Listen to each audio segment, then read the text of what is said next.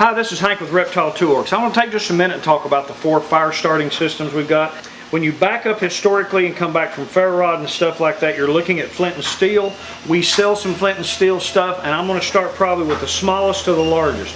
I got enamored some years ago with the Hudson Bay tradition of wearing an arrowhead and wearing a single, very small striker, and these got smaller and smaller and smaller until we could actually get an arrowhead and a striker and some char rope into a small tin here. Now, I'm going to come back to this one in just a second, but this is probably for the most experienced riders we've got. The longer the edge is on the part, the easier it is to actually get a spark. I'm coming up to Fire Charm now, which is our next smallest one. It was designed to be worn either as a part of a charm bracelet or put into another small tin. We come on up a step then and we get to Fire Fibula, which is a full pin style striker, large with a nice little twist to it like this. And then our latest offering here, which pays homage to the Vikings, which is Dreckie, which comes in the little waterproof box with the waterproof char paper container and 2 pieces of lovely Keokuk. Alright, step 1, a lot of people don't realize, we sell a lot of our kits in tins so that you can make an emergency char rope container. Your char rope, to catch a really good spark, especially on some of these small ones, has to be real close. So when you grab your char rope, you should be able to just twist and separate it and it come completely apart. That shows that you've charred it to the correct amount and that it's really ready to hang a spark.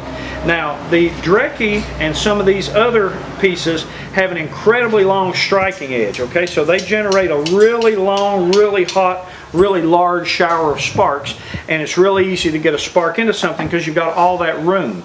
Now, a little trick I tell people is if you'll just stand, hold your char cloth here, generate a few sparks, and then replace right under your thumb, put your char rope or your char cloth right there, that basically you're just dropping the striker, okay? You're not hitting it hard and you're not slapping it into it, you're just dropping this hand very quickly, and it's quick, not hard, okay? So if you see somebody having trouble, they're probably trying to hit it harder, whereas if they'll just go ahead and get the angle right and strike it faster, they won't have any trouble, okay? The fibula works the same way, okay? Throws a nice shower of hot sparks. The smaller fire charms, okay?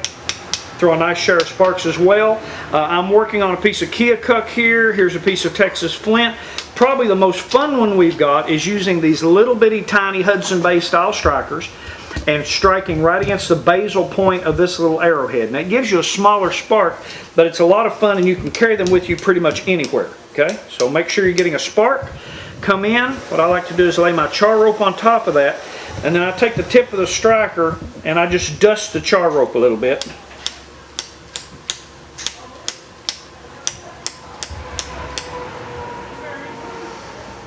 Moving over to a little area, got a little more tooth on it. There we go. Okay, come on up. Alright, smaller surface area, smaller spark. Hang on a minute before I set the building on fire. We have really good char cloth. There we go. You have to go a little faster and you may have to work a little bit harder, but I just became enamored with the thought of the Hudson Bay trappers wearing these. Now if you turn your canoe over, you always had flint and steel with you as soon as you dry it out. Okay.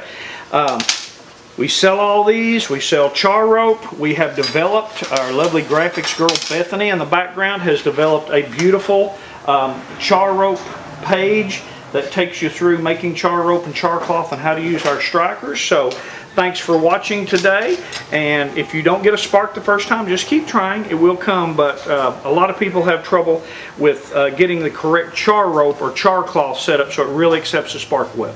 Okay? Thanks. Bye.